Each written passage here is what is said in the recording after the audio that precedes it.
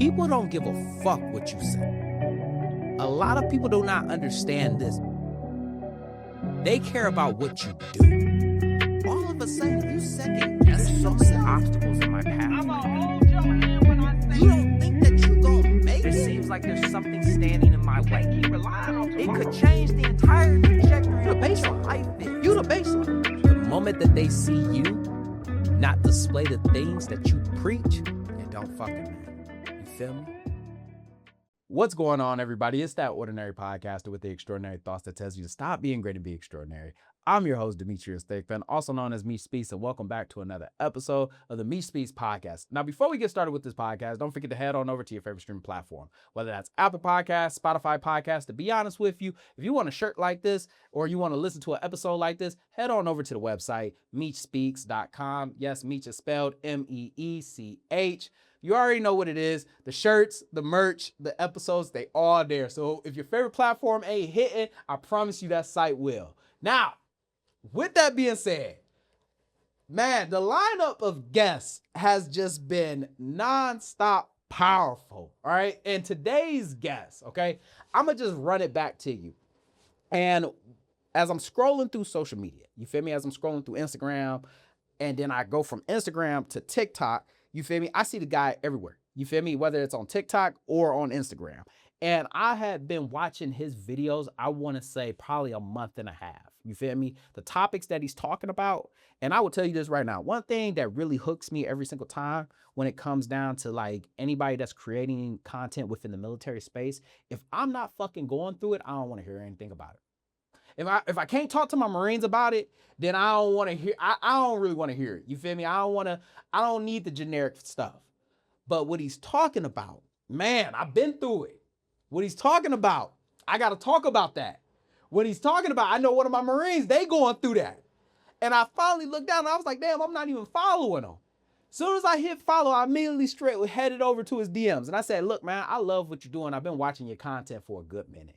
All right, I want to extend the invitation to bring you on the show because the content that you are putting out is not just something that resonates with me. This is content that resonates with other service members because you're talking about shit that we are all going through. So it is with nothing short of an honor to welcome Marcus Page, but y'all know him as Camo Talk, onto the show. What's going on, bro? Man, thank you, man. That was a hell of an introduction, man. And I know you said it's your honor, man, but it's for sure my honor too, man. Because when you get into the meal talk space, it's certain people that you come across, man, and you were definitely one of those people that I came across and really just kind of gave me the courage to kind of build up the space and the knowledge base to just give my message how I give it.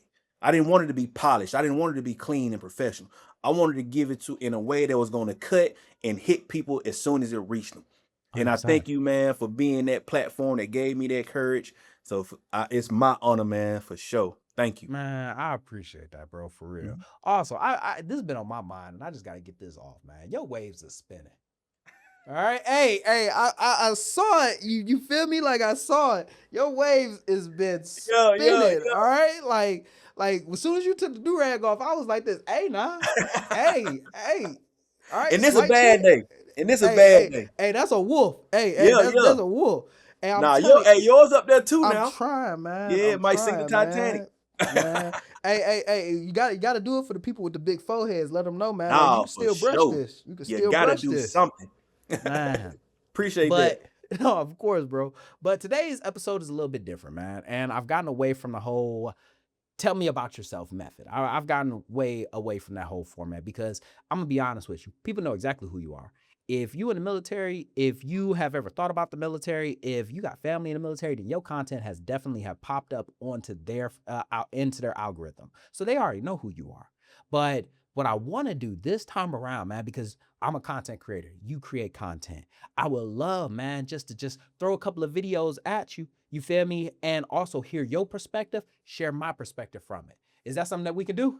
Man, absolutely, man. That's a great way to start. All right. Now the first one, man, and I think me and you have just seen it, is it's taking care of the Marines. You feel me? Like the mentoring the Marines. Now I'm gonna play it. Roll the clip. Good morning, buenos días. Don't be rude. Say it back. But I do have a question, though. I do have a question, and this is for my staff and SEALs and above. Hey, y'all. Why are we not mentoring Marines? Why are we not mentoring Marines? You see, I sit down with many Marines on a daily basis. And my staff and SEALs are going to school, first class PFT, CFT. They attended all their advanced courses. You know, you guys are thriving, as you should. But then when I sit down with your Marines, they don't even know how to start TA. Third class PFT, CFT. Don't even know how to start the process to go to their advanced course. So why are we not mentoring? Why are we not guiding? Why are we not educating? Why are we not leading? You know, their career progression is a reflection of you too. Where your headspace at? All right, so for one, I didn't know that the Marines had a mentoring issue, right? And first, I want to kind of preface this by saying I apologize for all the Marines being an army man, stepping and speaking on y'all's situation, right? But my outlook on that is that the Marines are a brand. Mm-hmm. And the image has to fit that brand. I think y'all are more focused on the way that you look and the place that you are as opposed to the person that you become. Because y'all have the mentality of once a Marine, always a Marine, and you only do Marine shit. So the education piece, the mentoring piece, that seems so secondary to the fitness, to the you got to go to this course, you got to do this. That's just my perspective on it. But I think now with social media, a lot of Marines and just soldiers in general, service members in general, are starting to expand their perspective on what it means to be in these branches. So I think y'all do have this kind of egotistical approach to leadership because y'all have a brand and an image to uphold. I think the education and the mentoring piece is so internal, but y'all focus on the external.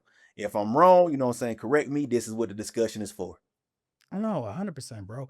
And I would even go on and just say this is that when you said once a Marine, always a Marine, you are 100% correct. You are 100% correct. Once a Marine, always a Marine. You don't turn into a Marine. You feel me? You become a Marine, you know, and that's deeply engraved. But when I hear that video, bro, I don't hear a mentorship problem. I hear a people problem. That's what I hear. And I hear from a perspective because she said it. Their career progression or their career performance is a reflection of you. And when you peel back that layer, man, because no matter how you look at it, Air Force, Army, Navy, Marine Corps, it's all, each branch has their own brand. You feel me? Like if you ask anybody about any branch, they're going to tell you what that synopsis is based off of that brand. Everybody knows what the Marine Corps is about. Yeah. But one thing that you got to know is that the Marine Corps, we value like leadership. We value mentorship because we know that we have to do it at such a low level. So when you hear a video like that, that's not a mentorship problem. That's a people problem. And now it goes back to, all right, you taking care of yourself, but you're not taking care of your guys. You see what I'm saying? Like you taking care of yourself, but you're not taking, I understand. This ain't a daycare. This is not a daycare. But at the exact same time, imagine a young soldier, all right, young sailor, young airman, young Marine. He about what, 18, 19, doesn't know his head from his ass. And he comes across you. Your job is to lead, guide, and mentor, but yet you are flourishing while he falls to the wayside. And that's the piece that really stood out to me. See, on the Army side, we don't got that problem in any aspect, right? Leadership, mentorship is one of the pillars of being in the Army, right? Mm-hmm. The person underneath you and above you, you got to be able to give some type of mentorship no matter what, right? Okay. But I think on the Marine side of things, y'all are moving so fast. Y'all have certain time hacks and goals to hit that by the time that y'all accomplish certain things, it didn't move so fast. You didn't even really have time to sit down and realize what all you've done. So this new soldier coming up, you look at it like you either need to see it and know what to do, because if I got to tell you, I'm not going to be able to. But on the military side, bro, we got so many moving pieces that I can always sit down, take time and talk to a soldier and say, hey, man, this is where you going. This is where you need to go. And this is what you need to do to get there. And sometimes soldiers don't have a problem asking other leaders, hey, man, how did you do that? How did you get there? We don't really have, like, I don't know, on the Marines, from what I see in my perspective, y'all don't really have rank division where the lowest ranking person is scared to talk to the highest ranking person. Y'all seem to have a real community of knowledge being able to be accessible.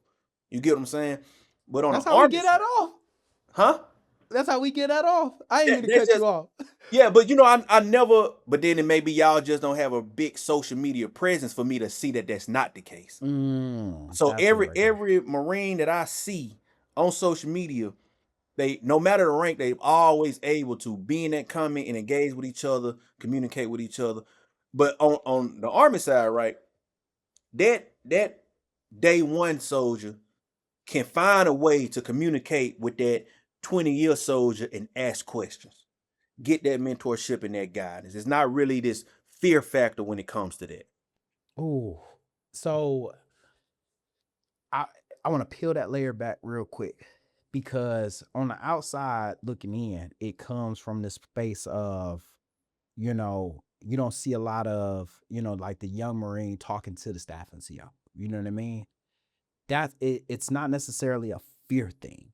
It's an ownership thing, if that makes sense. Explain Like when it. you could, so when you come into the Marine Corps, you got to think about, like, your next leadership position can happen when you a Lance Corporal. You feel me? Like when I was a Lance Corporal, I had already had 4 other PFCs. Before you move forward, I'm sorry to cut you off. Yeah.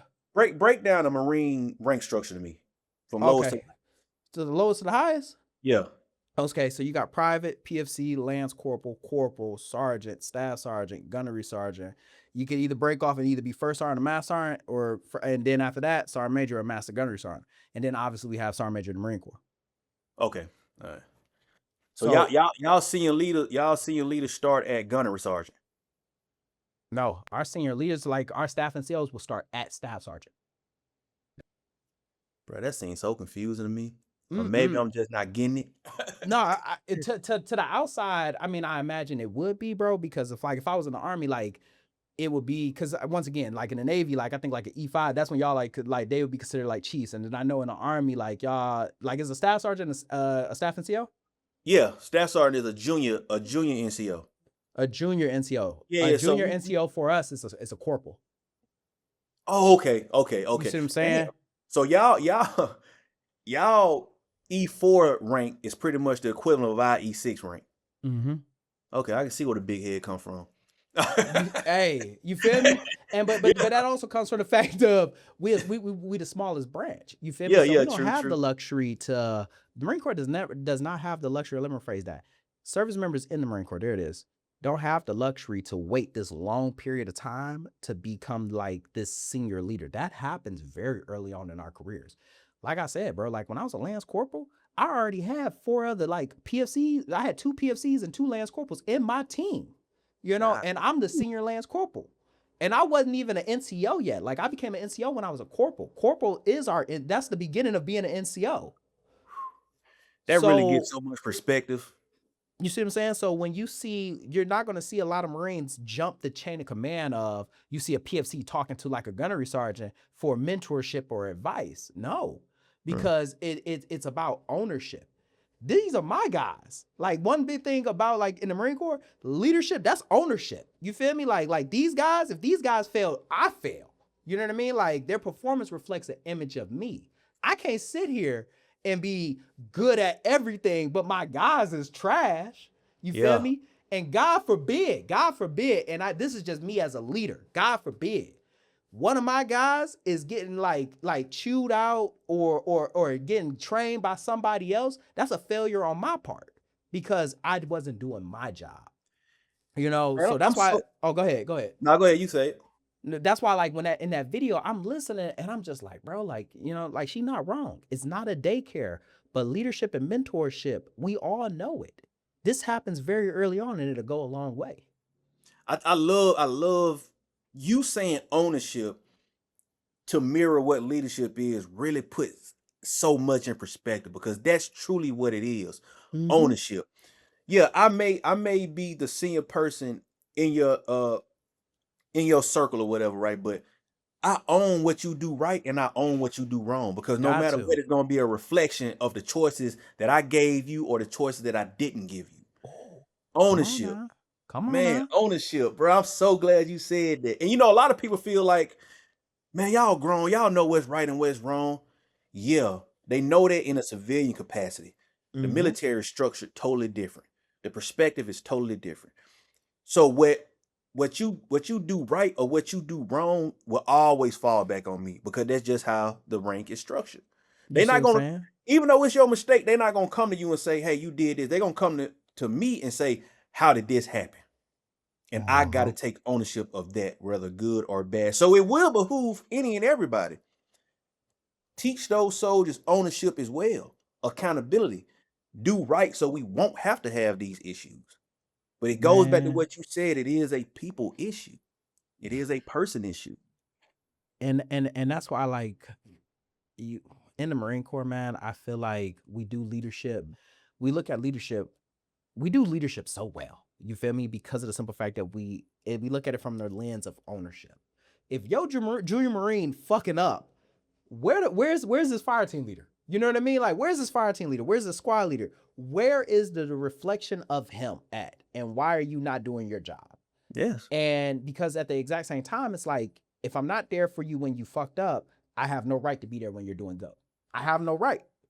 Because don't try to win on my shine. Don't try to shine when I win. Now I get it. I get it. You know what I mean? I can't be up there pinning you. Yeah, there it is right there. It's very parental. Yes. And that's why, like, I always tell people, I'm like, man, like, becoming a leader in the Marine Corps helped me become a better father, because I'm guiding somebody else. I'm leading somebody else. I'm teaching somebody else. Yeah. So these same traits, I just stripped them down, changed them, and added it to my toolbox for fatherhood. It teaches you, if you're doing leadership right, mentorship right, ownership right, you're going to be a better sibling. You're going to be a better father. You're going to be a better spouse. You're going to be better everything, because you get to see things. You get to see your flowers grow. So now you know when to trim the weeds. Now you know when to water it. Now you know when it's supposed to have a certain sun. So when it crumbles and dies, you know what you got to do to get back right. And when it grow, you can really be out there and be like, man, I did this. 100%. People not proud of leadership like they used to be, man. There used to be a period of time where people would be like, man, would be in competition with each other to say, man, my soldier gonna do this. Now. Come this. Now it's almost like, you grown, you know what to do. I shouldn't have to tell you. I should have to babysit you, but at some point you should. Because I don't know when I come in at 17, 18, 19, I don't know what this world is. So you, as that parental figure in my life now, my parents gave me to you. You have to guide me and make sure that I'm maneuvering through this new world right, in a way to where it becomes second nature to me, where I can show the next person how to get through here.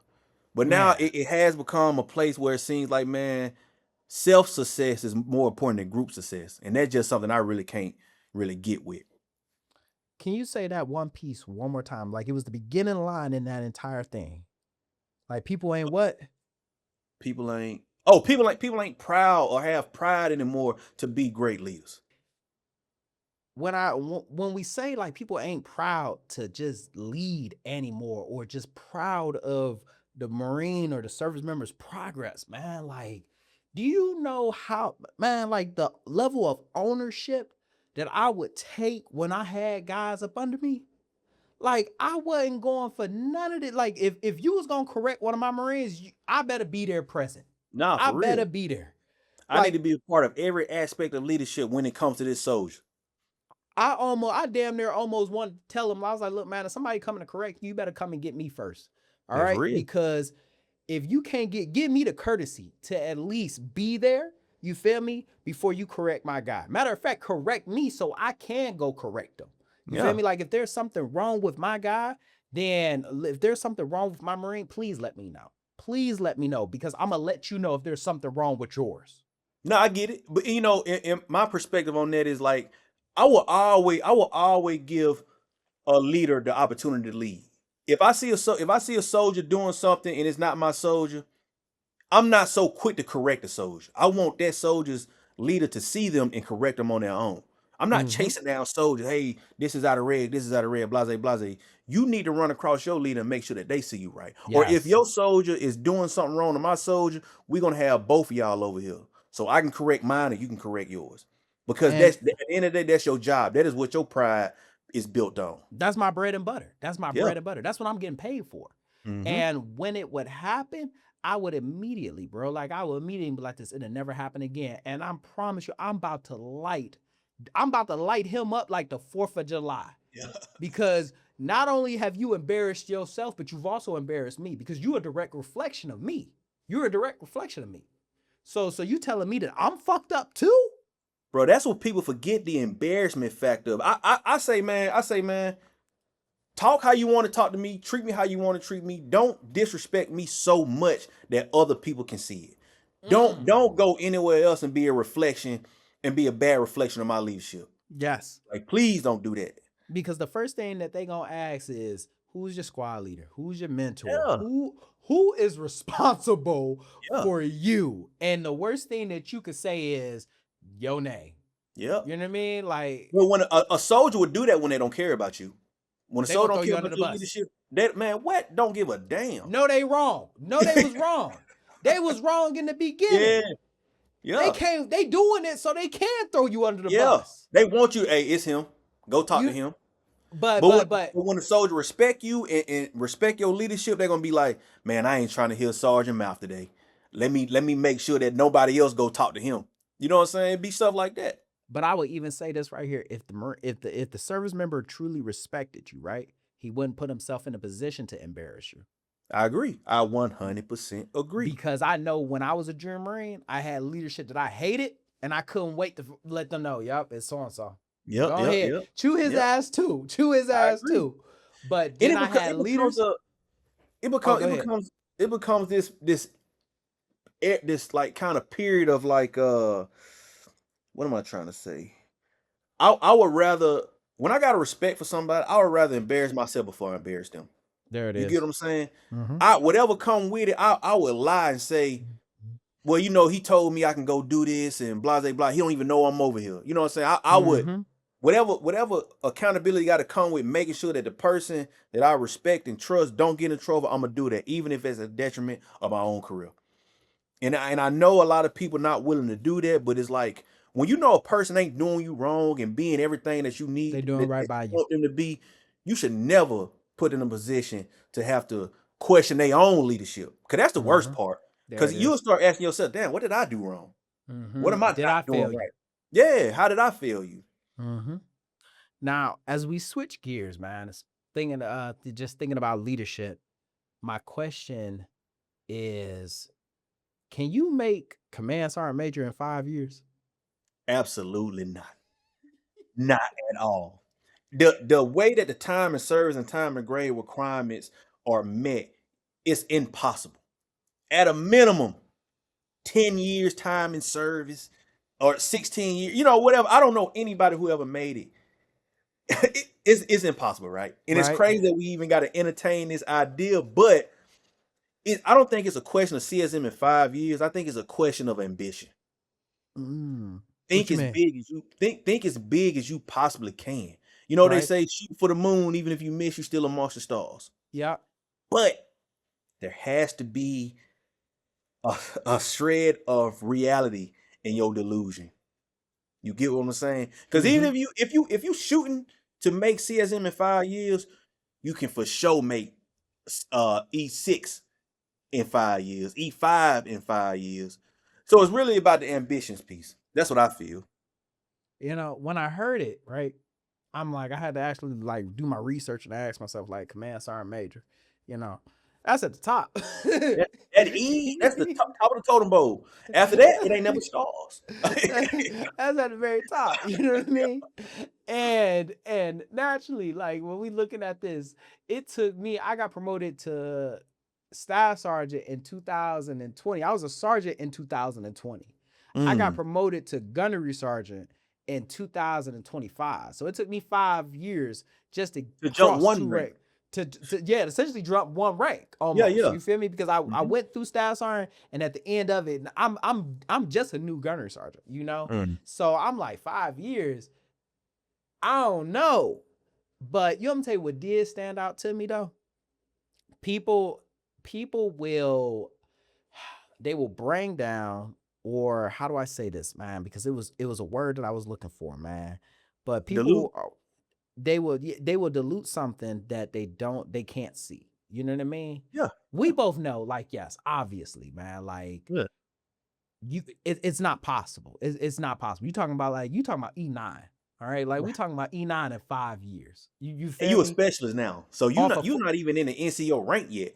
You know what I mean? Off a 4-year contract. Okay. I hear you. I hear you loud and clear. All right. I'm not trying to take away from you, but I respect your ambition because I know in them 5 years, you're going to accomplish a lot if that's what your goal is. Because just like what you said, if you shoot for the moon, you're going to be amongst the stars. So that means in those 5 years, you are accomplishing a lot. And the comments that I read about the video, I'm sitting back and I'm just like, y'all just want the guy to get out. You feel me? Like y'all trying to just tear him down completely. It's one thing to not believe in what he's doing or think that it's not there it is right there. Yeah. When people think that it's not possible, they just will try to tear it down. You feel me? And it's one people thing hate confidence. People can't there it is. Yeah, That's what I've been looking for. People can't stand confidence, man. Like you can't. It ain't no worse than people have died over their confidence. People you know hate what I it. mean? Yeah. That's what it was, man. Yeah. It wasn't the fact that he said that he was going to get Command Sergeant Major in 5 years. He know that's not possible. He's saying it with the utmost confidence. And that's something that I don't think a lot of people understand, man. People can't stand to see a young Marine, a young airman, a young sailor, a young soldier with a whole lot of confidence. The nerve of you. Yeah. You ain't earned it yet. Yeah. Who are you? That's exactly what it is. That's what it was. Yeah. And as you see the comments and more videos go up, you can kind of see what it really is. It is the confidence thing. And that's why it's such a polarizing topic right now, because some people are saying, yeah, of course he can't do it, but it's the ambition. And then some people are saying there is no way he could possibly do it. Then other people saying, well, why are you hating on him? Why do you think you're supposed to have all this faith in yourself? I'm gonna tell you a comment somebody left on one of my videos. And this was the one that really just said it. And I was like, man, that's it. This comment right here. Let me see. This dude said, respectfully, Sergeant First Class, we will observe and assess whether that specialist will be able to achieve the rank of Command Sergeant Major within the 5-year timeline he has stated. I do not want to discourage him. I will continue to motivate him by encouraging him to stay focused, keep pushing himself, and work towards achieving his goals. It don't matter how big your dreams are, dog. As long as somebody believe in you and you believe in yourself, it don't matter where you land. Come on, you're gonna land somewhere better than the folks who ain't never dreamed at all. You know, that's how I feel. And it resonated with me because of the simple fact that when people don't understand something, they will immediately attack it. Yeah. And you gotta think about it, man. Like when you enlisted into the military, was your parents supportive? Well, my dad was in the National Guard. But okay. Even his experience was horrible, right? Okay. And my mom caught the brunt end of that. But my mom saw that, man, when it was about school, I ain't had no plans to go nowhere. So they were supportive. It was everybody else around that was like, man, you going to that? Well, them folks gonna send you right over to see you. They ain't even gonna give you a weapon. They're gonna give you a flag and say, run down there. Man, them folks don't care about you. So much doubt. But it's because they never seen it in a positive light. You hear about your granddaddy who was in Vietnam and how he came back, or this person who went to Iraq as soon as stuff started busting open. But now it's like, man, just let me have a moment. Just let me have the moment. Let life tell me I'm wrong. Come on, now. Let there it is right there. Yeah, let life tell me I'm wrong. Let life tell me I'm wrong. You feel me? I remember when I first enlisted into the military, or even told anybody that I wanted to enlist, so many people were trying to talk me out of it, telling me that, once again, because we joined during the time of war, you got to think about it. Like it's 10 plus years between you and I. You feel me? Yeah, like on both sides. So we joined during a time of war. I heard the exact same thing. People telling me like, hey, yeah, you know, you're going to go over there, you're going to get PTSD, you're going to get your legs burnt off. Yeah, man, that's their favorite thing. You're going to lose your legs. You're going to lose your legs. Like, you know what I mean? Like, you're going to lose your legs. Yeah. And it was one of those moments where it was just like, so what else am I supposed to do? You know what I mean? Like, what? And they don't have any options for you, bro. People love to tell you what you can't do, but they don't give no alternative. Man. Okay, I can't do that. What else can I do? And they say, hey, it's your life. Yeah, man. Just figure it out. Yeah. And that was what made me actually enlist more, because anytime I told them, I asked them, I was like, yo, like, okay, so what do I do then? What else do I do then? They didn't have anything for me. I was like, all right, then I'm just gonna go ahead and listen. I'll figure it out. Life can tell me that I'm wrong. And I think that was the biggest thing. And when I looked at that soldier's post and I saw everybody trying to tear him down, not because he dreamed big, but because his confidence was big. Yeah. I said to myself, I was like this, allow life to tell him. You feel me? Yeah. He gonna realize by the end of that 5 year that, he not about to be command sergeant major, but I bet you, if he continues that ambition, if he has that drive and he develops that work ethic, he probably gonna be E5. He definitely gonna be an E6. Hell, depending on how far he's willing to go, he could be an E7. Yeah, he could commission and be a major. You know what I'm saying? You see what I'm saying? Yeah, like we in that time period where promotions are faster now. Yeah. So that was my perspective. Now, all right. So at this point right here, we talked about other people's videos, you know what I mean? But me and you both, we create content. So first video I would love to hear more about, man, is being emotional versus being emotional and being sensitive. Now I got the video. You mind if I play it? Yeah, go ahead, do your thing. All right, I'm gonna play it. In life, you run across people, man, who feel like when you talk about things that you care about, or you have a concern about, or you may be passionate about, or even things that they feel like not even worth talking about, they love to throw out words like, oh, you being emotional, you being sensitive, all of that type of stuff, right? And I really think I know why they do that. It's because a lot of them don't have friends. They don't have people that love them. They don't communicate with people. They don't converse with people. Nobody wants to talk to them. That's why it's hard for them to perceive conversation, understand tone, don't know the difference between a conversation being had or an argument being started. Emotional stupidity. That's what they suffer from.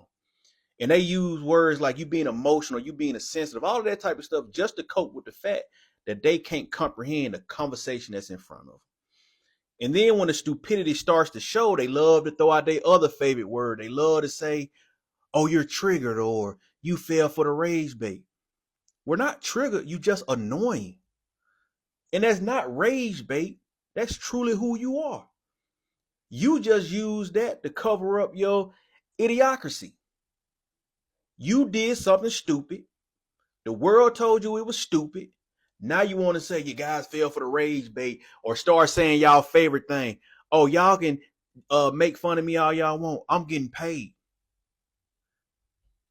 There's no amount of money in the world that should make you feel comfortable being proud of doing and saying dumb shit. First off, I would tell you this right now. People love to say that you triggered when they know that they said something that they wasn't supposed to say. That's exactly what it is, bro. This is my thing with that, right? Emotional stupidity. Some people aren't smart enough to be emotional. Some people aren't smart enough to regulate those things. Conversation is a lost art. People don't know how it is to engage with somebody and flow through 100 different emotions. I've had conversation with people, man, and I came to tears about it. And it's not me being emotional. This is just what the conversation has brought us to. You gotta be able to be emotional and be sensitive to things in order to really understand the impact of it. And I hate that the military has kind of made people so callous to the point where any semblance of emotions in a conversation, oh, you get emotional, oh, you being sensitive. No, you just not smart enough to regulate what's going on. 100%. You haven't had enough conversations in your life. And that's what I feel like it is. One of the biggest things that I learned, man, is that people love to throw words, and this comes from understanding too. People love to throw words like emotional and sensitive around in a very like negative way. You feel me? Like in a very negative way. But when you understand, like, like, yeah, I'm gonna be emotional about the situation because I'm fucking passionate about it. Yeah, people don't have passion. There it is, right there. You know what I mean? Like a lot of people ain't got that. Bro, I'm gonna tell you a story, man. What really showed me the importance of like passion and how it means to really care about something, right? Years ago, man, I was playing I was playing Uno with somebody, and we was playing it in a certain way, right? And I'm just like, man, I don't give a damn if I win or lose. I'm just trying to get to the end of this game, right? And this person talked to me and was like, this shows that you don't got any hunger, you don't have any passion, you don't have any concern about winning, you don't have that dog in you. This shows that you always willing to find a shortcut to something. But at the end of the day, bro, what she was basically telling me, like, if you don't have passion, how do you know what care is? If you don't have passion, how can you truly have concern for something? And that's what a lot of people, like, some people have passion for being in the army. That's why they have so much pride in the things that people say and the things that people do. Like, when it comes to like retired vets and all those type of people who still on social media, even though they can be annoying, I still give them respect because they have passion for this. Yes. They went through so much that a lot of us didn't have to go through. So when they see us doing dumb things and saying dumb things, it's like, that don't represent the place that I almost gave my life for. And it's hard to look back and see people not have that passion when that passion almost killed you. Some people gave their life for passion. I would even go on to say, man, like, when you truly passionate about something, naturally it's going to ignite an emotion within you. You feel me? It's going to ignite, man. Like, when you passionate about leading Marines, when you passionate about the military, when you just passionate about a hobby, the moment that you've talked to somebody before about a hobby, it doesn't even have to be military related. It just has to be a fucking hobby, bro. And you just see the light just in their eyes just light up. You feel me? It's the most beautiful thing in the world to me. Because they give a fuck, man. They give a fuck. So when you tell somebody, oh man, well, you're being too emotional about it, bro, like, I give a fuck. All right. I might give a fuck more than you do. You know, I can't tell you, man, like, even when we go back to our very first topic, man, when we talk about like leading Marines, mentoring Marines, I would get into it with other Marines about my guys. And you're not wrong. Not wrong, man. Like, because I'm not going for this, man. Like, you're not about to fuck my Marine over because it's an inconvenience to you, or you trying to convene your life. My God, not about to suffer. I used to be in there arguing, getting threatened like Thigpen. We will write you up too if you don't take a step back, man, because I gave a fuck, man. And people used to ask me, they were like, is he always like that? He's like, he's very passionate. He's just a very passionate person. And that's real. I will also tell you this, man, like, as a leader, like, once again, like, are there certain emotions that you just can't show? You know what I mean? Like, especially in certain situations don't require a certain emotion. You feel me? Like, I get you gotta be cool. You gotta be calm. You gotta have tact. You gotta have bearing. But at the exact same time, man, like, if you can't show passion as a leader, how the fuck do you expect your damn juniors to want to be led by you? Exactly. How the hell do you expect them to want to follow you? And be able to regulate that emotion in a most beneficial way to the situation, right? Even when it comes to aggression, right? I've seen situations where a leader was willing to jump on another sergeant behind something that this sergeant said to his soldier, and he looking at it like, man, it ain't that big of a deal. You tripping, you getting a little too aggressive. And the NCO said, well, what's the point of having soldiers if you can't get aggressive for them? If you're not willing to go that far, like, yeah, I can be sweet, caring, and put together all day. But am I willing to go to war for my soldiers? Am I willing to go to war with you for my soldiers? Absolutely. Because they need to see it. This ain't got nothing to do with the accord that me and you have. My soldiers need to see how far that I'm willing to go for them, because they know they're gonna have to. It might come a time where they're gonna have to go far for me. Man, they can't see me do something that they not willing to do. And it comes back to that respect factor, man. Like, when you thinking about, like, you got a service member that's junior to you, that's up under your charge, and you're wondering why, like, they don't think that you give a fuck. That's because you don't. Yeah. You don't. You feel me?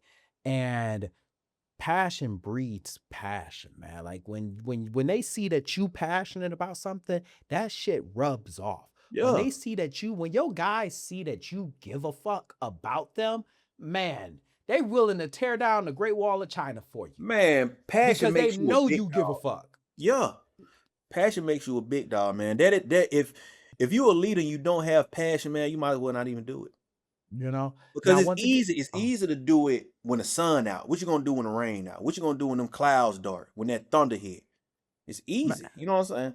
man, I said it one time, I think a while back. I said leadership is easy when everything going the way that you want it to.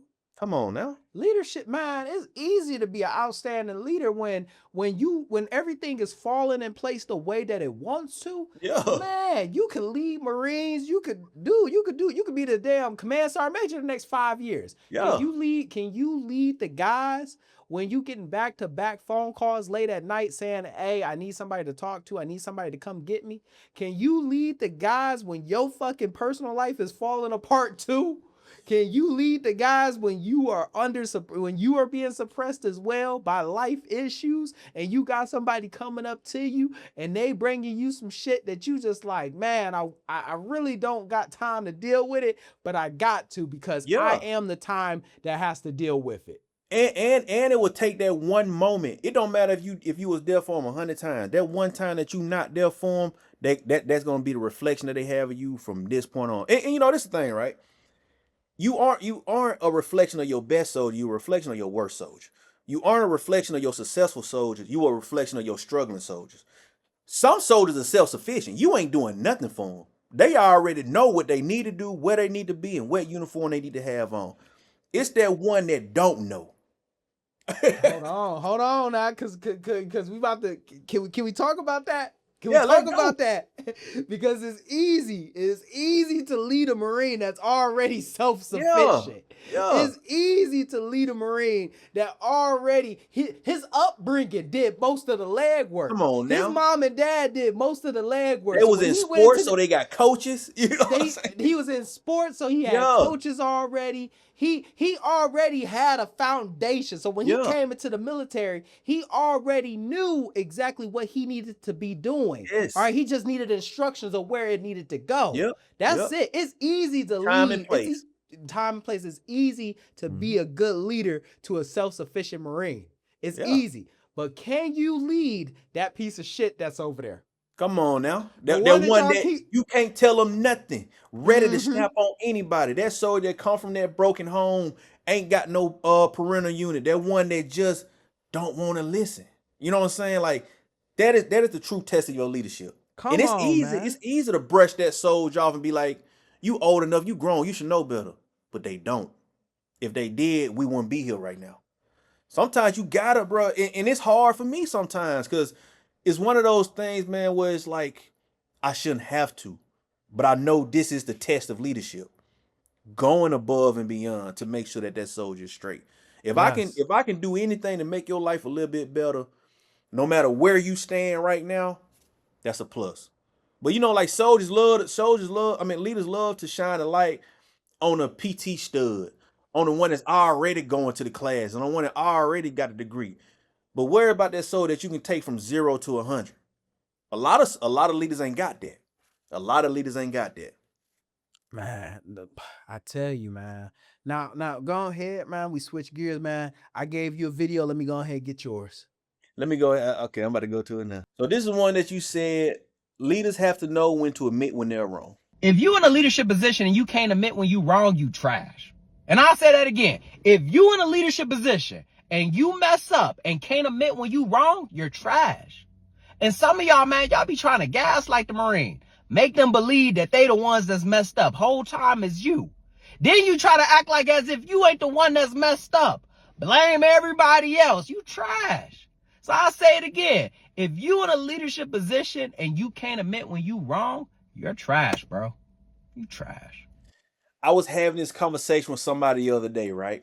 Mm-hmm. A lot of leaders, humans, hate to be told about themselves. The moment that they are told that they're wrong is always, this ain't me, it's you. You tripping. And a lot of leaders have this idea of being perfect. I know everything, or I know more than you. And some leaders would, some leaders, you could ask some leaders a question, they don't even know the answer, and they will lie. They'll make up some stuff just to perceive that they know what they're talking about. Mm-hmm. Bro, I preach time and time again, man. Don't be scared to be wrong. Don't be scared to not know. This is the education piece, man. As long as you in, it's always time to learn. But when leaders love the idea of not taking accountability, not knowing when they wrong. It starts a domino effect of corruption. Because that soldier beneath them is going to see that same thing and do that to the soldier that they begin to lead. I think leaders got to start being transparent, man, vulnerable enough to say, I don't have all the answers. I'm not perfect. And I love for soldiers, service members to see that I'm wrong, because it gives them the grace to know that they can be wrong. Because it's easy, it's so, we have this mentality of you supposed to know everything, the subject matter expert. It ain't no subject matter expert in anything in the military. Because things are changing so fast, things are changing so much. So when you made that video, man, I looked at it and I'm like, man, I know it reached people that it needed to reach. Because that's a very real thing that people don't want to admit. Man, so when I made that video, one of the biggest things that I have learned, especially as being a leader, is that my Marines know me. They fucking know me. They know when I'm bullshitting. They know if I don't fucking know this. My job in the Marine Corps is a mechanic. I have told people one of the worst things that the Marine Corps has ever done was make me a damn mechanic in the Marine Corps. That's not me. You know what I mean? Like, that's just not, I got good based off of proxy. And the thing is that when you in a field like that, you got to think about, like, I encounter Marines that have been around cars their entire lives. They've been around cars their entire lives. So for them, if I said something wrong, they're going to know. Yeah. If I gave the wrong information, they were going to know. And I had to be comfortable with admitting, like, hey, I was fucked up on that. But I also had to be comfortable with learning about that information. But to even switch gears a little bit, bro, to go back what we previously said, like that word trigger. People love to throw out, oh, you're triggered, when it was flat out disrespect. Yeah. You see what I'm saying? That's it right there. People, social media got to a point, man, where they want to start changing words to fit the lesser person, right? People love to say, oh, you triggered, but when, like you said, no, you just being disrespectful. People love to say, like, somebody might come up to me and call me the N-word, right? And I spaz out. Somebody be like, oh man, you soft, it's just a word. No, you trying to cope for being the B word, right? Yeah. Because you tolerate any type of disrespect. So people like to try to change words to fit their weakness or the things that they have flaws in. But like you said, man, a lot of these things that we get triggered about is disrespect. That's all it is. Oh, you came to my page and called my mama the B word. Am I not supposed to react in some type of way? You know what I'm saying? I tell you, man, like, and it became very prevalent, and I definitely will say that it has a lot more to do with social media because of the simple fact that we not face to face. Yeah, exactly. A lot of people would never, let me rephrase that, 99% of the people that we encounter on social media wouldn't say the things that they say on social media in a real life environment. Not at all. But they are very quick to say these wild things to you because they're safe. They know that you ain't gonna never see them, and they ain't gonna never see you. And if they ever did see you, in the face enough, man. People stop getting punched in the face. Yes, we start using our words to solve our problems, and that's the reason why people are so comfortable with just flat out disrespect. But the one thing is like, people love to say that you triggered when they were flat out disrespectful, and they will say that you're triggered when you react to that disrespect. And now they're going to say things like, oh, well, you're just being emotional. I'm not being emotional. I'm addressing what the hell you just said. Oh, well, this is freedom of speech. Okay, well, your freedom of speech, I'm about to address that because you said it to me. Yeah, freedom of speech ain't freedom from consequences. You feel me? I might be having a bad day. It ain't no telling how this might jump off. You know what I'm saying? I might be having a bad day. You know what I'm saying? And people, and one of the sad things, man, is that a lot of people forget that they don't live on the internet. Some people cause bro, it's some people on the internet that do this all day. Type all day, just saying all the worst things about all the people, and it eventually slips and bleed over into their real life. It's this sense of delusion of thinking that you untouchable. But everybody not a pacifist. Everybody not gonna walk away from every situation. It's some people that's waiting for that moment to jump down somebody's throat. You know what I'm saying? To whoop somebody's ass. And it took me getting punched in the face, getting my eye blacked as a kid to understand that everybody not playing. You know what I'm saying? You know what I mean? Everybody not playing. And I that's would all even- it takes. I would even go on to say this because we had a conversation about this earlier. The military is a very temporary thing, and it has this thing of being able to put you in a bubble. The shit that you say in the military wouldn't even suffice in the real world. Man, what? You feel me? The things that you have gotten away with saying and doing in the military will get your ass sent to HR in the real world. Yes, come on now. Them The jokes things- that they think are appropriate. You know It's what I mean? crazy. The ones that they told you to have thick skin for. Hey, head on down to HR. big Yeah, dog. yeah, it's a Hey, wrap. Hey, just head on down to HR. I already let them know. Yeah. Switch gears. The disrespect that you are so comfortable with giving while you are in the military would get you fucked up in the real world. In the military, everybody got something to lose. Their career. There In the it is. civilian world, majority of the people you meet ain't got nothing to lose. Ain't So got you nothing to gonna say lose or got a something to backup them? plan. Yeah. So once you realize that, bro, somebody out there is really willing. And, you know, some people fight so much they get good at it. They've been fighting their whole life. You know what I'm saying? So, but they have a certain peace about them to the point where you think you can play with them. And then when you play with them, your whole life just got wrecked. 'Cause I'm telling you, bro, getting your ass beat is one of the most humbling, depressing things in life. Because it's going to have you thinking like, man, who am I? What did You I weak. say? What did I do? Yeah. Yeah. Mhm. And don't let it happen in front of your old lady or your kids. That's my biggest Come on, fear. man. That's my Huh? biggest fear. Bro, That's my what? biggest would, fear. man. Man. To get beat up in front of my old lady. You feel me? Not once again, if I was a professional fighter, like if I was a professional fighter, you know, you gonna win some, you gonna lose some. You feel me? That's how the That's game on go. the grand stage. That's on the grand stage. That's how the game go. Regardless Yeah. of the situation, I'm walking away with a bag. Yeah, yeah. Imagine I'm out At Kroger. food line You know what I'm saying? and somebody dragging me up and down the street, man. I'm And you know going when to you jail. getting your ass whooped. I'm so insecure, bro. I'm such an insecure individual. My spirit won't be able to take that.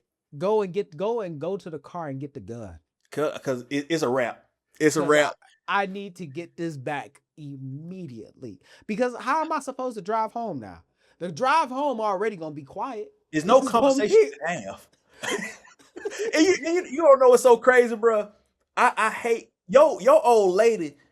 Most of the time, gonna always think you a tough guy. Gonna always think, ain't nobody gonna play with my man. Don't let me call my man. You know what I'm saying? Once she see you get your ass beat, man, it's gonna be in the back of her mind for the rest of your life. Anytime you even think about getting loud with her, she probably gonna laugh at you. We 'Cause can't it's be gonna together back no more. there. Yeah, I will It's always leave. I gonna will be leave the back country. there. I will leave the country. Start a new life. I remember I was having a conversation before I went on recruiting duty. I was having a conversation with a couple of guys, man. And I was like, you know, the sad part is that there's a couple of people, man, that's currently in the military and they spouses think that they man so tough. Girl, he only tough with you. Yeah, he talk you crazy. He only talk to you like that. He only tough with you. I just chewed his ass for not having a fucking shave. He is not that guy for real. He is not that guy. And I hate how the spouses get on social media and say that, yeah, this is my husband, or my husband is this. Like, you just making his life worse. That makes people want to target him more. Man, I tell you, man, like it's a rough one. But as we switch gears, man, I'm gonna go into this that was a one good video. that was a good little conversation right there. Hey, I tell you, I'm gonna go into this video right here, man, because I really love this video that you have put out. Hey, I'm a firm advocate and firm believer of allowing people to fail, allowing jobs to crash and burn, especially when it's because of somebody else allowing you to do their job. See, in the military and life in general, people would take advantage of your fear of failure. See, you the type of person that would do 100 jobs, stay up late, come to work early just so the mission gets done. Even though somebody else is having all this freedom, having all this time to do everything else that they want to do. They allowing things to slip through the crack. They conveniently forgetting things because they know you're going to pick it up. You got to allow things to crash. You got to allow people to fail. That way the powers that be can truly figure out what the issue is. Because when you do a person's job so much, it eventually becomes your job. And when it does fail, they're going to point the finger at you and say, well, so-and-so was working that. That's what they were supposed to be doing. Nah, man. Yeah, I gotta cut that out, man. Like, don't get me wrong, teamwork make the dream work and all of that, man. But don't ever get so comfortable doing somebody else's job that it becomes your job. Man, I will tell you this right now. I made a video about this. I've made a video about this. And when I say I made a video about this, bro, people love to like, ain't nothing wrong with having a great work ethic. Ain't nothing wrong with being a hard worker. The problem is that other people gonna see how hard you work. They gonna see your value. They gonna see that way before you do. Way before you do. It's normal to you. It's just what you do. It's normal to you. Yeah. It's normal to you. But to somebody else who has seen it, they like, man, dang, he knocked that task out.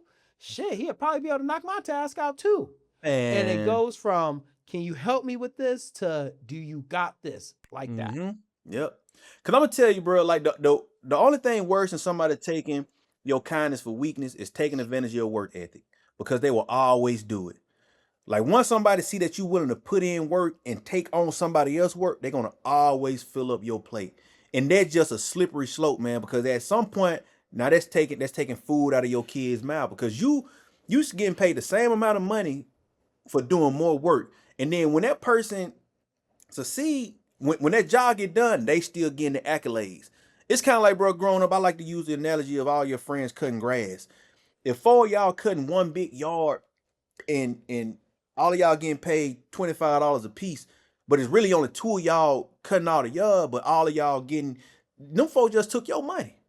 You got to be honest enough and don't give people what they don't deserve. Don't allow people to get what they don't deserve. 100%. That's really what it's about, man, because people will use you until you're useless. And that's the issue. I would even go on and say this right here, man. We love to overwork a service member and disguise it as mentorship. Man. We love dark side mentorship, man.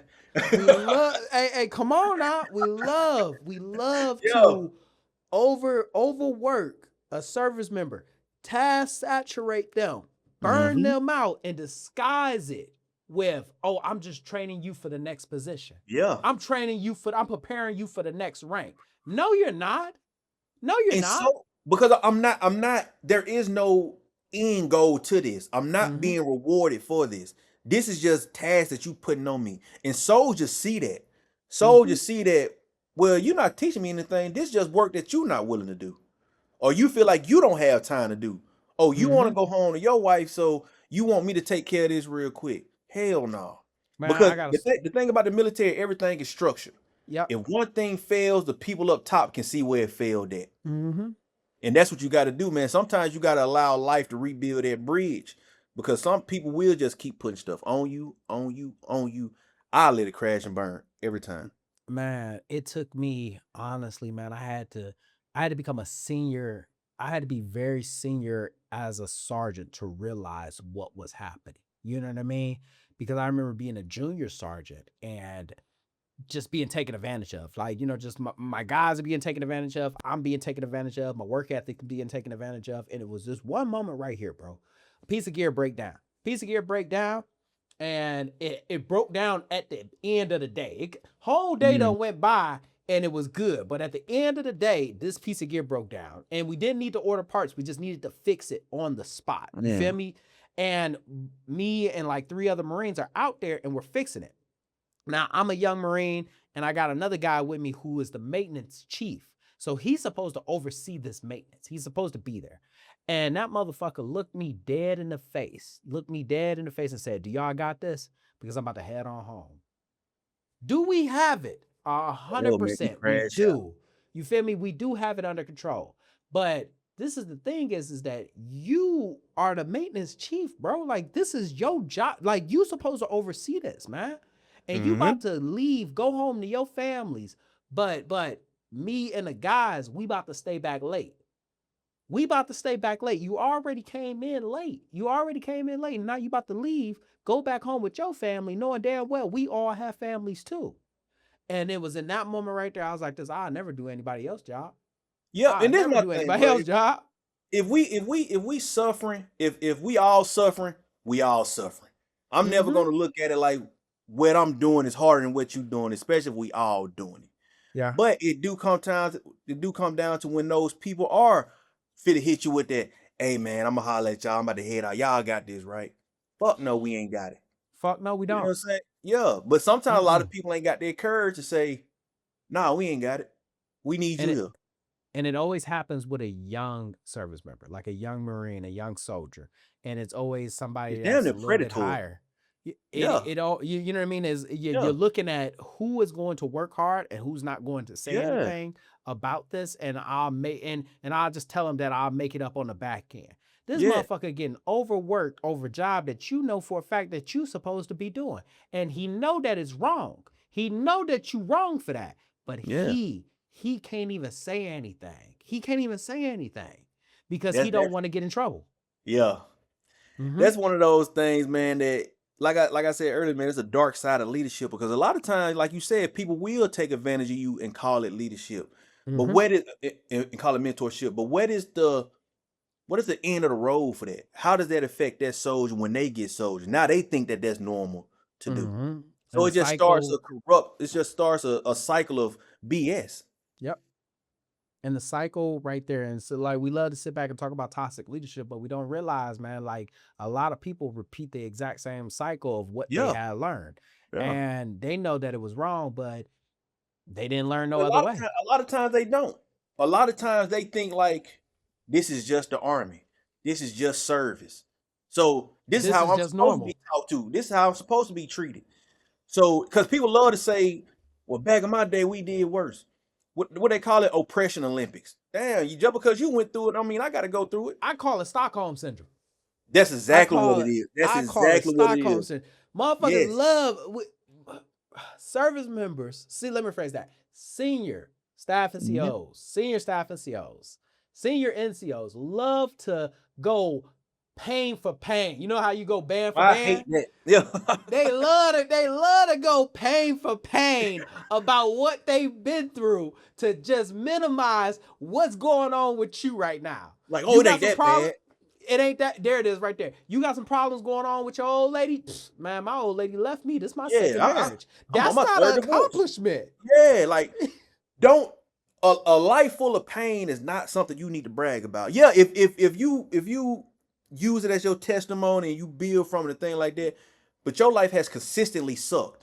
And but you wearing it like it's a badge of honor. You know what I'm saying? You wearing it like it's a badge of honor. Your life ain't nothing compared to mine. I'm like, bro, you gotta go. You know what I'm saying? To them talking about like, man, can I go see my kids recital or go to parent teachers conference? Psh, I missed my kid's birth. I ain't. You see what I'm saying? That just make me not want to miss this that much more. Hey, to be honest with you, it makes me want to get out. Yeah, it for real. Me want to get out because come on now. When we go pain for pain or utilize pain to minimize what they are going through, the only thing that you telling that guy is that this is something that is normal within the military. I need to get out. This is your future. I need to get out. This is my. There it is, right there. If I want to get to this rank, that means that this is what I got to go through. I need to get out. Bro, pain for pain. It's one of those things, man. It becomes so common for people to try to trauma dump on you to normalize, like you said, diminish and be dismissive of the thing that you going through instead of taking that moment to be like, oh man, that's what you're going through. Well, in my experience, this is what I did. So, just people in the military, people never say, don't be like me, be better than me. Come on. Like I lost my family because of this. Don't lose your family because of this. A lot, but people look at it like, this is what I had to do to get here. No, that is what you endured. That is what you suffered. That shouldn't be normal. And then they look at junior. You got to do this to get here. Then they look at junior like service members and they say, well, you haven't suffered enough.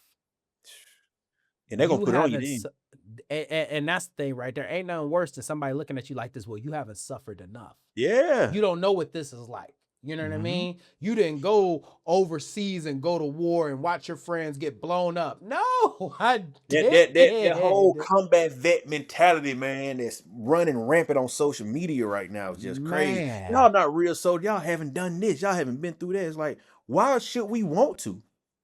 I'm gonna tell you this right now, man. Like, what, especially now that you're in this space, man. Like, when you create content, people love to talk about like how if you've seen combat or haven't seen combat, you feel me? When I was in my service uniform, I don't have a combat action ribbon. All right, Right. I didn't see combat. All right. Marines love to sit back and be like this, man, how are you doing all this and don't have a car? You know what I mean? Combat action ribbon. Or bring that up. Master Sergeant Parker said something so clear to me, man, that I just was like, God dang, I needed to hear that. He said cowards go to combat too. Come on now. Exactly. Cowards will go to combat too. Your Bro, ass was hiding behind that damn hooch when the rounds was going off. Yeah, exactly. Run it. I gotta get home. I can't be here. And it's so, bro. It's so common. It's more cowards than heroes. Yeah, that's what people fail to realize. Everybody that went over there just because they got a story to tell don't mean it's the truth. It's easy to say, well, I did this when I was over there, because nobody's gonna take the time to prove that you lying. There is no proof that you actually did these things. Ain't no the people that was around you ain't here. I have to take what you just said for face value. That's why I just don't care at all. That doesn't. But like you said, people ask you like, how can you say all this and how can you do all this when you don't have that?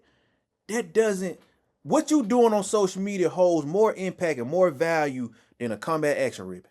100%. You are reaching more soldiers, teaching more soldiers, and leading more soldiers on this platform than that person who possibly have that badge. And they could very well be a coward. And I'm not diminishing what it means to have a combat patch and a combat action ribbon and all of those type of things. All I'm saying that it is more to it than that. But like Master Sergeant Parker said, I won't diminish it because that does show me that you are battle tested. Yes. You know 100%. What I'm saying? You are battle tested, but it goes back to a lot of those cowards got it too. A lot of people came, shot their gun, shot their weapon one time and got it. You know what I'm saying? It's so much nuance and so much gray area that comes to those badges and things like that. Everybody want to have the story of, I saw combat, but what type of combat did you see? What did you have to do? Everybody want to say, like, I saw combat. How did you react in it?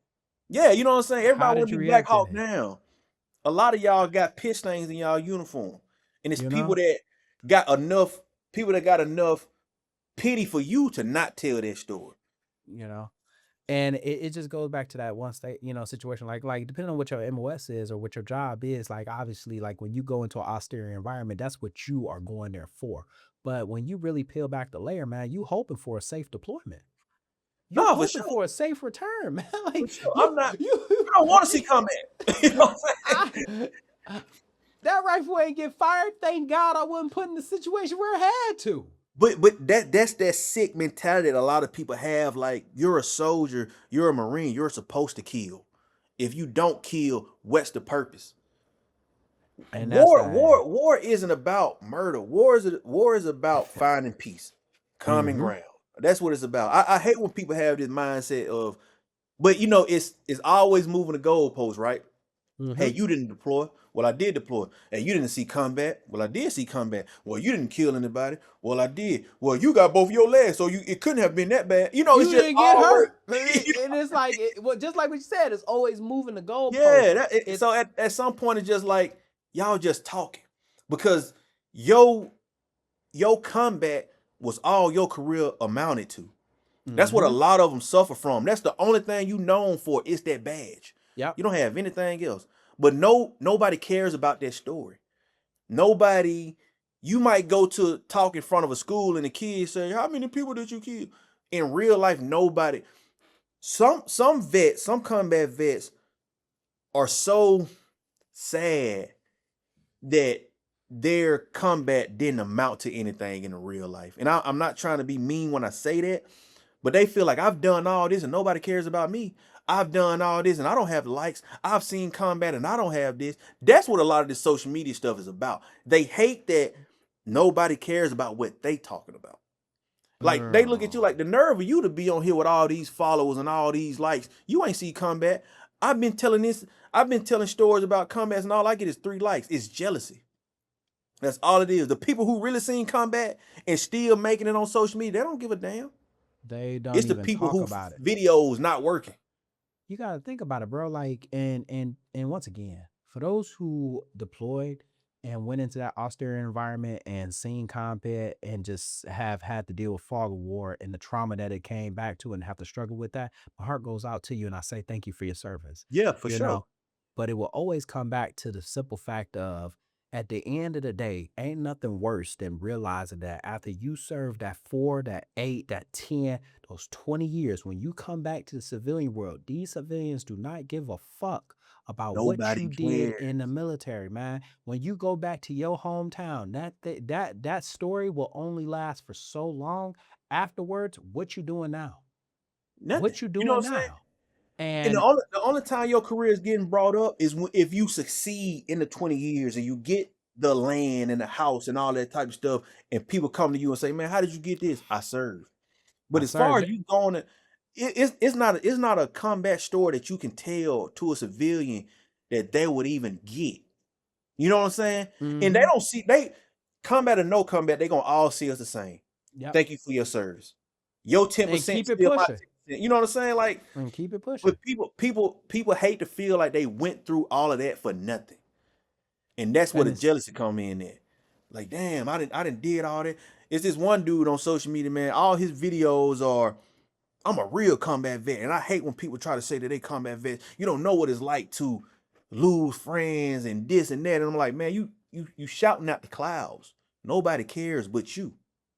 It's man, like you I, said, man, I got such a respect for combat vets, man. Sometimes, like, I used to go to the VFW and drink and just talk to them.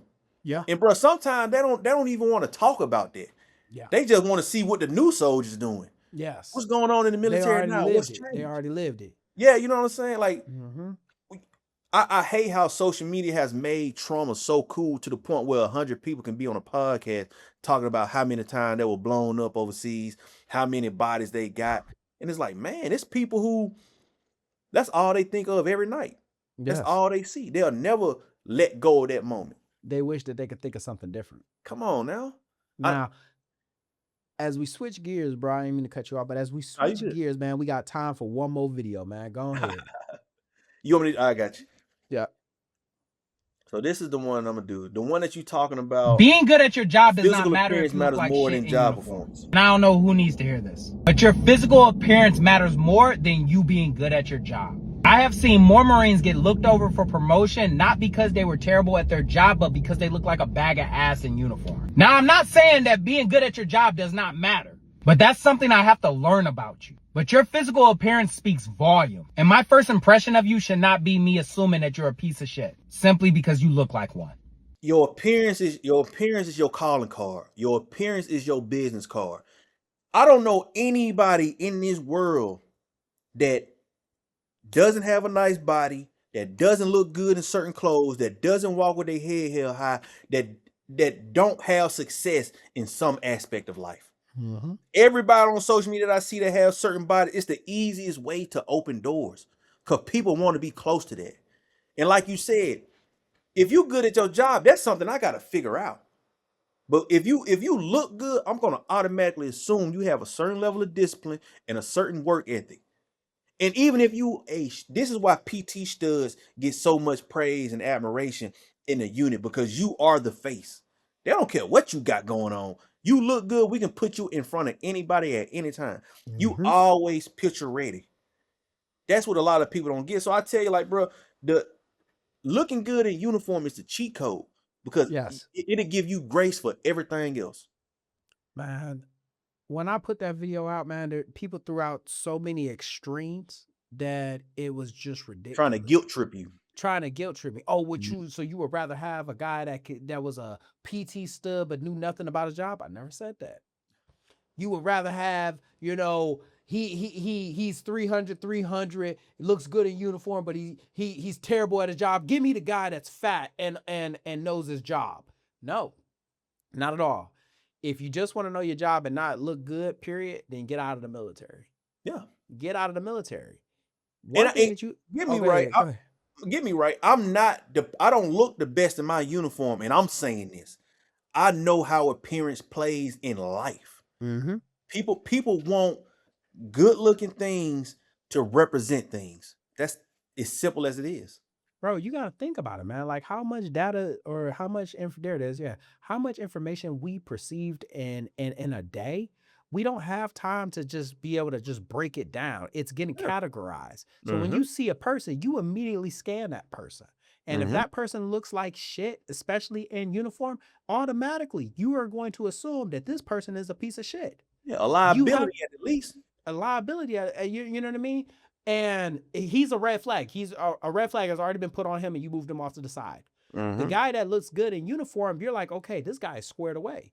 This guy actually cares about how he looks. That means that he probably cares about the job. He probably cares about the institution. He probably cares about other things if he cares about how he looks. He could be a piece of shit too, but I'm not going to put a red flag on him.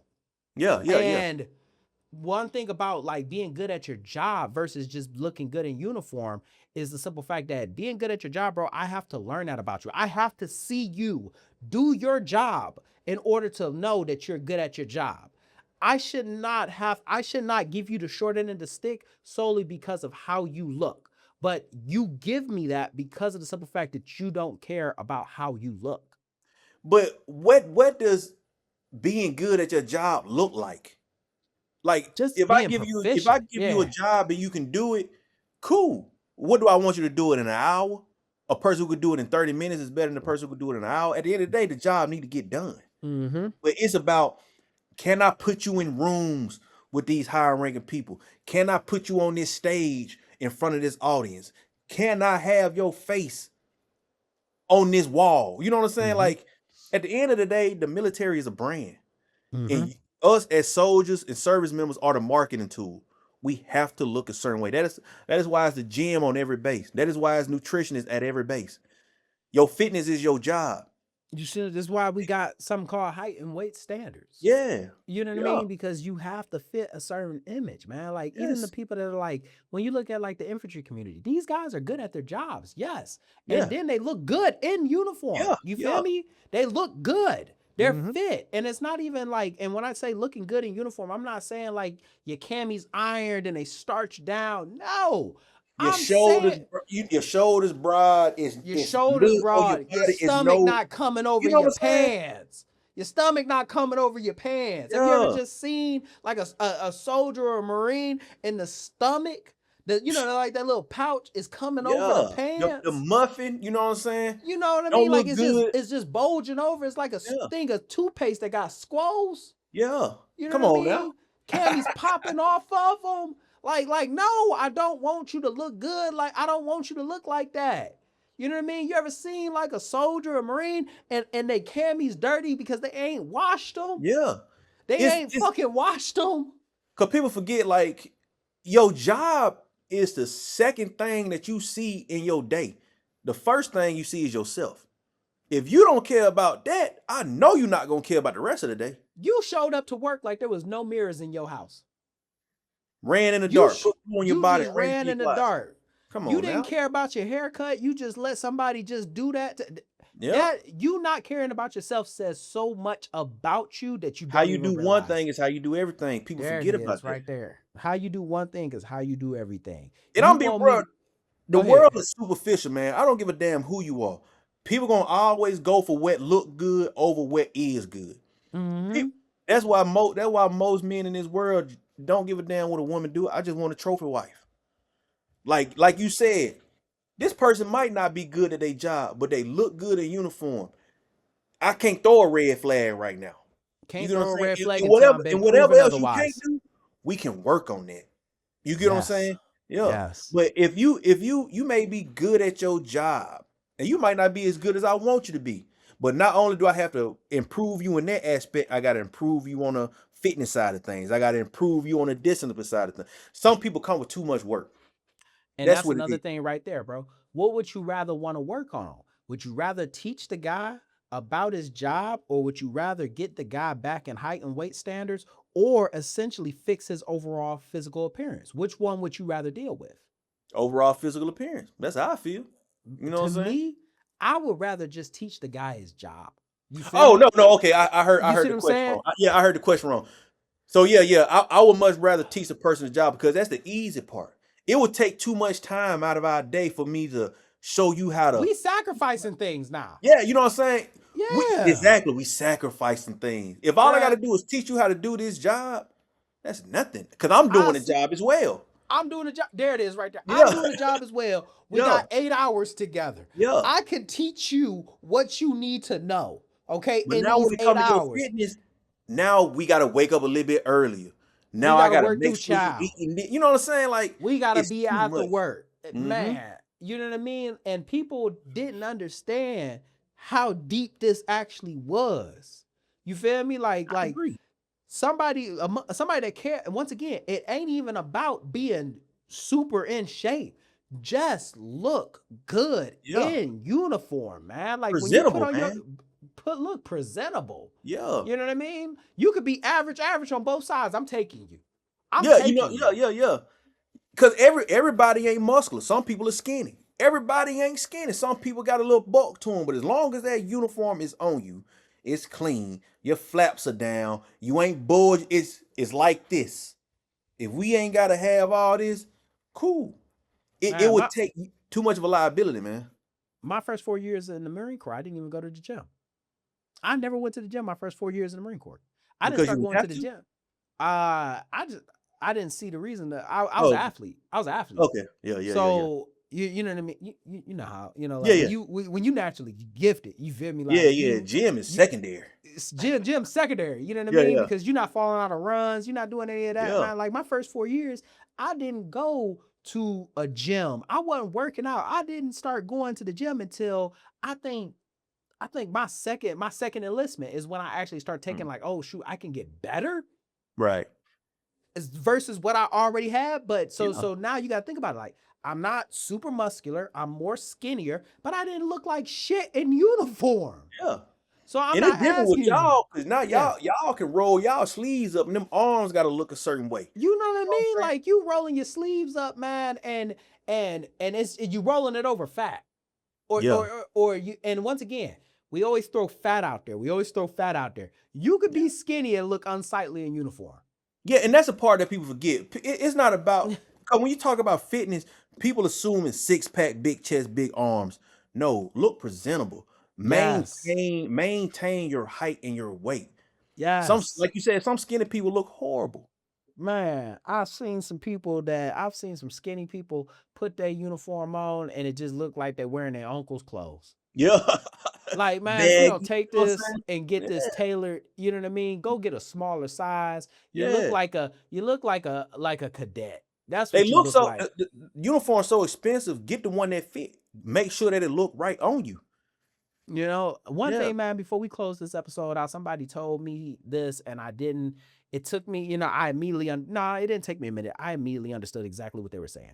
They said, man, some of y'all don't realize, man, you wearing a $300 outfit on every single day. You need to respect it. Come on, man. How No, much?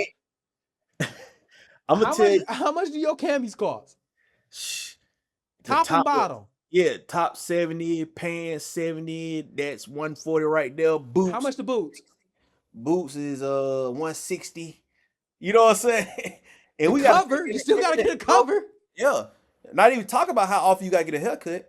You see what I'm saying? Them brown shirts don't last. Man, I'm telling you, man, you wearing a $300 uniform, you wearing a $300 outfit every single day, man, and you don't even realize it. One of my favorite content creators, man, on Meal Talk is That's My Senior. If you don't know him, please go follow him. He on TikTok is That's My Senior. And when I first got on Meal Talk, he was one of the people that I really engaged with. And I made a video about how on a weekend, you know, soldiers go out and they wearing the designer shirt, designer pants, $400 shoes and all that type of stuff, and they entitled to that. And then he was like, yeah, that's 2 days out of the week that they spend all of that money on, take all that time out of their day to make sure their appearance right. Why they can't give that same love to the uniform that they wear every day? Make sure that that's iron. Make sure that hat crisp. Make sure that the collars are down. Like, just the same love that you give your civilian clothes, give your uniform. And it's just stuff like that, man, that you hear, the small details of being in the military that a lot of people overlook. Oh, it's going to get dirty anyway. I can look anyway, but you don't. It might not get dirty. it's still a representation of you. It's not a representation of the military. It's a representation of you. Man, I'll tell you this right now. And I've said this, man. Nah, when you say, think about the weekend, bro. You got 2 days to put your finest outfit on, but you got 5 days where you about to be in a fine outfit. It's $300, $300 plus. You damn near in a low-end suit. At least, man, respect the fact that you wearing that.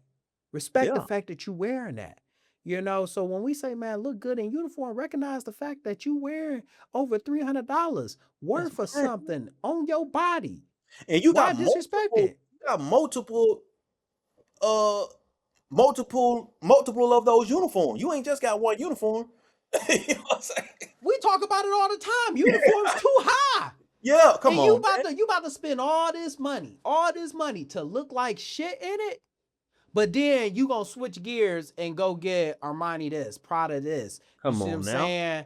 Chrome Heart this. Yeah. Bro, the shirt, my dress shirt costs more than a pair of Jordans I got in there. My jacket for my blues, you remember them the Shadow 10s that just came out? Oh, yeah. I got those. I got Oh. those. My dress blue jacket costs more than my Shadow 10s. Man, ain't nothing cheap about being in the service. I don't care what nobody's. It's gonna cost you time, it's gonna cost you money, and it's gonna cost you peace. Man. But at the end of the day, the payoff is worth it. 100%, man. And with that being said, man, we're gonna close this episode out, bro, man. So with that, where can the people find you, bro? Man, y'all can find me on TikTok, Instagram, and YouTube. Camo Talk. CAMOTALK. Camo Talk, no hyphens, straight like that. Straight like that. And like I said, man, moving forward, I'm working on my marketing. I'm gonna have a lot of things in place for y'all. So please keep posted on me. And yeah, man, that's pretty much it. Just like that, another extraordinary thought left this ordinary mind. I hope you enjoyed this episode half as much as I enjoyed making it. Don't forget to follow me on Spotify, Apple Podcasts. As a matter of fact, honestly, man, if those ain't your favorite streaming platforms, don't forget to head on over to this website, Meech Speaks. Once again, Meech Speaks. Meech is spelled MEECH. Stay hungry, stay motivated. I'm out.